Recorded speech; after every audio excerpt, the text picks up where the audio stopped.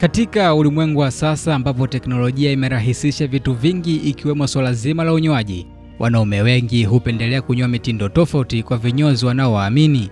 Wengi husema kwamba ni rahisi kubadilisha vitu vingine lakini sio kinyozi. Swali kuu ni kwa nini? Kile kwenye swala la kuzingatia lengo. Kwanza kinyozi wangu mimi siwezi nikaenda nikamwelekeza eti ninyoe, sio mtindo gani, yani ashanizoea. Kwa hiyo pia yani hiyo ndio kitu cha kwanza ambacho mimi nazingatiaga. Alafu kingine gharama.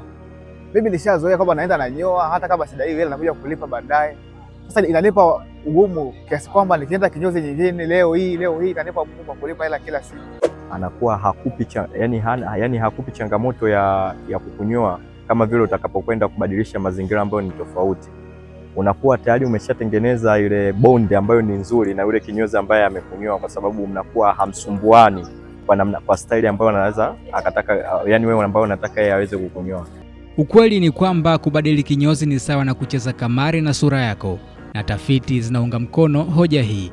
Kwa mujibu wa Teka Research kupitia New York Post, wanaume wana wastani wa kwenda kwa kinyozi mara 7 kabla ya kumwamini kikamilifu, na asilimia 68 ya wanaume huhisi wasiwasi mkubwa wanaponyokwa kinyozi mpya kwa mara ya kwanza, na wengi hawapendi kubadili vinyozi ili kuepusha migogoro pale wanaponyolea vibaya. Inapokulazimu utoke sasa ubadilishe mazingira na kwenda kwa kinyozi mwingine, inaweza kuleta complication, yani ugumu wa yule kinyozi ambaye ni mpya kuweza kuzoea kichwa chako, hali ambayo inaweza ikapelekea sasa mkaingia kwenye malumbano baada ya yeye kukunyoa, wewe ukajisikia vibaya kutokana kwamba hajaendana na kile kitu ambacho umeweza kumwelekeza.